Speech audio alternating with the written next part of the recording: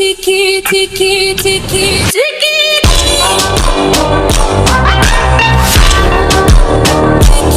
আসসালামু আলাইকুম। আজকে আমি আমার ভিডিওতে কিছু কথা ক্লিয়ার করব অনেকেরই কোশ্চেন। ফার্স্টে হচ্ছে আমার রাবে আপুর সাথে কি হয়েছে, আবার কোনো ঝগড়া হলো কিনা, আমাদের কেন দেখা যাচ্ছে না, আমি কেন রাবে আপুর কাছে যাই না, আমি কেন তার সাথে ভিডিও বানাই না, এই নানান কোশ্চেন। আর সেকেন্ড হলো 25 বছর বয়স 2 বাচ্চার মা, এটা কিভাবে সম্ভব। তো ফার্স্টেই বলি, আমি কখনো আমার বার্থডে এইভাবে কোনো সেলিব্রেশন করি নাই। একবার মনে আছে, তখন হয়তো 12-13 বছরের বার্থডে হবে, আমার বাবা অল্প একটু আয়োজন করতে করতে ভিডিও ক্যামেরাম্যান অনেক কিছু করছিল। তারপরে থেকে যেটা হয়, আব্বা প্রতি বছরে কেক আনে, মা ওই দিন ভালো মন্দ রান্না বান্না করে, খুব ভালো লাগে। আর মানিশার বাবা যখন থেকে আমার লাইফে আসলো তখন থেকে সে আমার বার্থডে সেলিব্রেশন করে, সে আর আমরা কখনো সেই সব ভিডিও ছাড়ি নাই বা ছাড়ি না। মানিশার বাবা জানে আমার ফুল খুব পছন্দ, সে পারে না ফুলের দোকানটা তুলে নিয়ে আসতে। গাইস বিলিভ করো, একবার এমন হয়েছে আমার বার্থডে দিন প্রায় 80 থেকে 85 হাজার টাকা শুধু ফুলই কিনে নিয়ে আসছে। যাই হোক, কথা সেটা না। তো এবার আমার বার্থডেটা একটু স্পেশাল ছিল বিকজ আমি 2টা যুগ পার করে ফেললাম। তাই সত্যি কথা বলতে এবারে বার্থডে আমি একদম ভুলে গেছি। 16 তারিখের রাত্রে মানিশা বাবা আমাকে উইশ করতেছে 12টার পরে। একটু করে আমার মনে পড়লো আমার তো আজকে বার্থডে,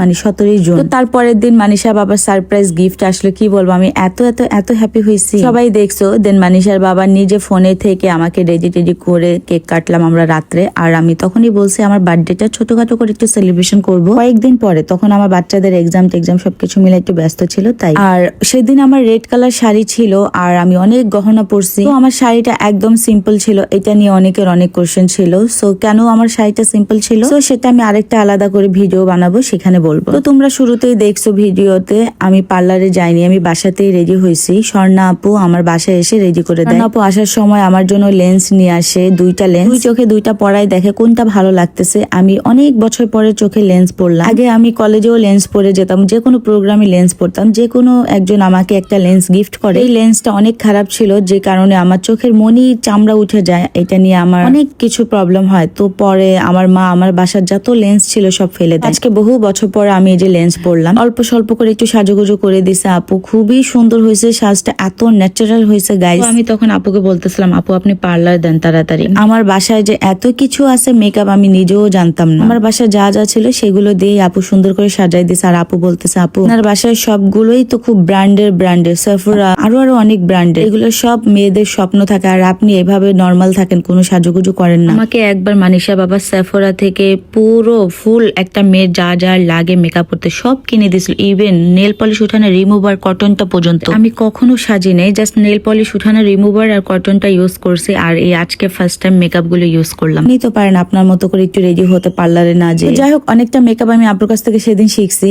সো নেক্সট টাইম আমি মেকআপ করে তোমাদের দেখাবো। যেহেতু আমি স্কিন কেয়ার নিয়ে একটু সেন্সিটিভ আছি এখন, আমি স্কিন কেয়ার ডক্টর দেখাচ্ছি। সো আমার এখান থেকে একদমই মেকআপ করা নিষেধ, কোনো ধরনের পার্লারের সার্ভিসিং নেওয়াও নিষেধ। তো এর জন্য আমি কোনো মেকআপ করি না। এটা একটা স্পেশাল ডে ছিল তাই হালকা পাতলা একটু মেকআপ করলাম। আর এই যে দেখতেছো মাথার ক্রাউনটা, এটাও আপু কিনে নিয়ে আসছে আমার জন্য। এখন আরেকটা বলি, সবাই আমাকে বার্থডে ড্রেসে বলছে, আপু তোমার গলার এটা কি ডায়মন্ড?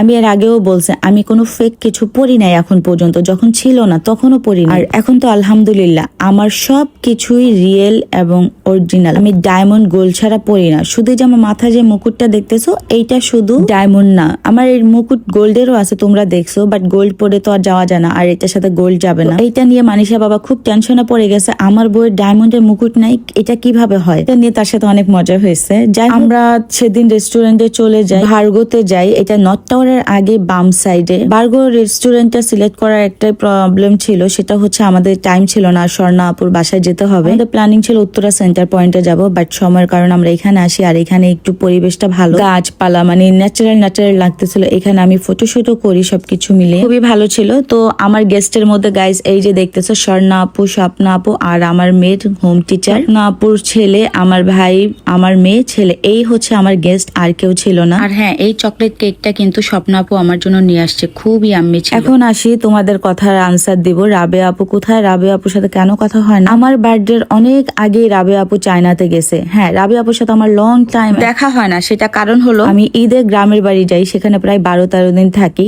আসার পরে দেখে রাবেয়া কাকুলি আপু দেবরের বিয়েতে যায়, ওইখান থেকে আপুর সাথে আবার দেখা হয় না। ওইখান থেকে আসার 2 দিন না একদিন পরে আপু আবার চায়না চলে যায়। বলবা আগে তাহলে কিভাবে দেখা হয়েছে? আগে হচ্ছে আমার বাবা মা ছিল আমার বাসায়। সকালবেলা ঘুম থেকে উঠেই কিছু না খেয়ে আপুর পার্লারে চলে যেতাম, বিং বিং এ যেতাম, আপুর সাথে সময় কাটাতাম, চলে আসতাম। এখন গাইস ঘুম থেকে উঠেই মানে কি বলবো, আমার খাওয়ার সময়টা পাই না। বাচ্চাদের পিছনে পিছনে রান্না বান্না, স্কুলে নেওয়া আনা, গোসল করানো, খাওয়ানো দাওয়ানো, ঘুম পাড়ানো সবকিছু আমার করতে হয়। এখন আসি, বলবা তোমার বাসায় তো 2টা কাজের মেয়ে আছে। গাইস ওরা শুধু নামেরই, লাল কালার কোনটা সাদা কালার কোনটা সেইটা বুঝে না, পুরো পাগল করে ফেলে। ওদেরকে দিয়ে আমার ডিরেকশন দিয়ে দিয়ে কাজ করানো যায়, এইটা করো ওইটা করো ওইটা করো। বাট আমার বাসায় রান্না বান্না, ঘর গুছানো, ছেলে মেয়েকে স্কুলে আনা নেওয়া, গোসল করানো, খাওয়ানো, এগুলো আমারই করাতে হয়। আমার ছেলে মেয়ে মানে আমি ছাড়া কারো হাতে এগুলো করতেও চায় না, আর ওরাও ভালোভাবে পরিপাটি করে গুছাতেও পারে না। তো যেহেতু আমার বাবা মা নাই, আমার বাসার সম্পূর্ণ কাজ আমার করতে হয়। আমার বিয়ে তো প্রায় 7 বছর শেষের দিকে। 7 বছর আমি কখনো এইভাবে প্রপার ভাবে সংসার করি নাই গাইস। এখন যেভাবে করতেছি, এখন ফিল করতেছে হ্যাঁ আমি একটা সাংসারিক মেয়ে হয়ে গেছে। আগে তো শুধু উড়াল পঙ্কির মতো খাইছি,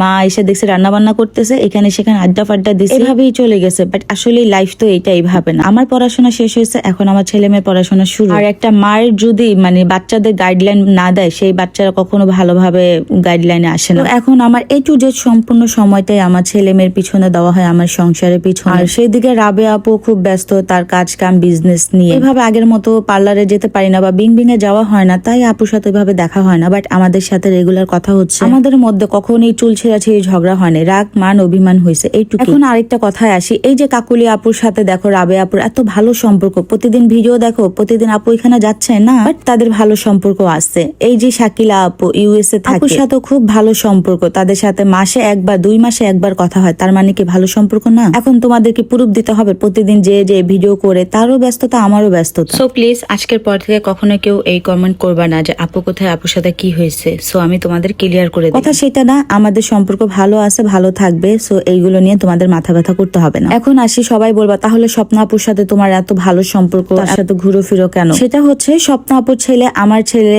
মেয়ে একই স্কুলে পড়ে, তার সাথে ওইভাবে আমার প্রতিদিন দেখা হয়, কথা হয়। দ্বিতীয়ত এর মধ্যে আমার মেয়ের এক্সাম হয়েছে 1-1.5 ঘন্টা করে। আমি কোথায় যাবো? স্বপ্নাপুর বাসা আমার মেয়ের স্কুল 4-5 মিনিটের, আর আমার বাসা হচ্ছে প্রায় আধা ঘন্টা লাগে। বাসা আসার যাওয়াতে 1 ঘন্টা চলে যাবে, তাই স্বপ্নাপুর বাসায় যে ওর এক্সামের কয়েকদিন সময় কাটালাম। আর তাছাড়া স্বপ্নাপুর সাথে আমার আজকের না অলমোস্ট 2 বছর প্লাস হয়ে গেছে পরিচয়। স্বপ্নাপুর পার্লারে যেতাম রেগুলার। আর স্বপ্নাপুর যেহেতু 2 বাচ্চার মা, আমিও 2 বাচ্চার মা, তাই তার সাথে আমার মিলে, কারণ তার বাচ্চা আমার বাচ্চা খেলাধুলা করে, তার বাচ্চা আমার মেয়ের সাথে খেলতে চায়, আমার বাচ্চা তার ছেলের সাথে খেলতে চায়, আমার বাসায় আপু আসে, আপুর বাসায় আমি যাই।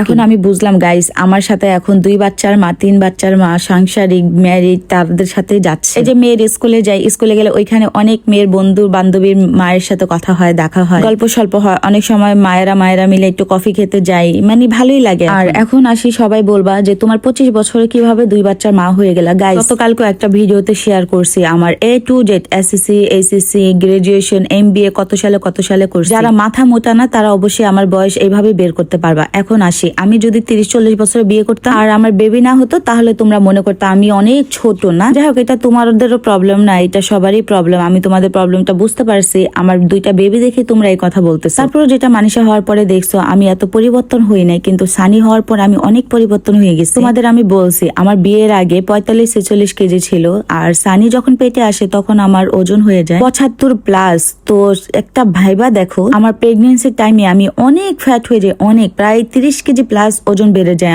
আমার ছেলের বয়স এখন 2 বছর, তারপর আমার অনেকটা ওজন কমছে। আমি আগে ছিলাম 45-6, এখন হচ্ছে 55-6।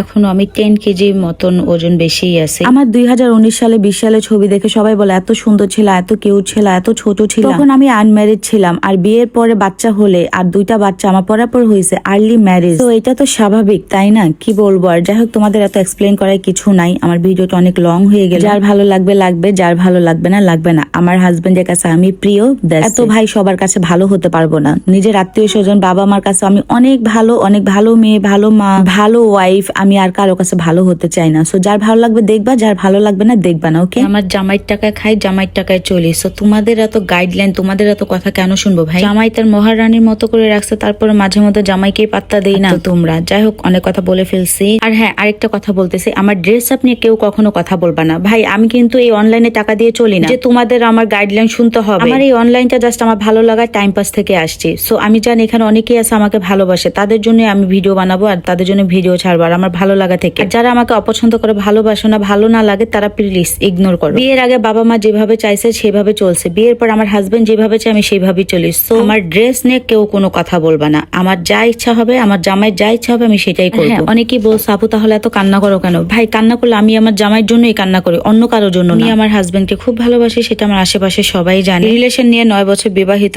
7 বছর নিয়ে 2টা বাচ্চা নিয়ে আলহামদুলিল্লাহ আমি ভালো আছি। বাট অনেক সময় অনেক মিস করি, দ্যাটস ওয়াই একটু মন খারাপ হয়, আর কিছুই না। তো সবাই আমার জন্য, আমার বাচ্চাদের জন্য, হাজবেন্ডের জন্য দোয়া করবা। এভাবেই যেন সারাটা জীবন তার সাথে আমি থাকতে পারি, যেমন টক ঝাল মিষ্টি। Thanks for watching my blog. Bye bye, tata.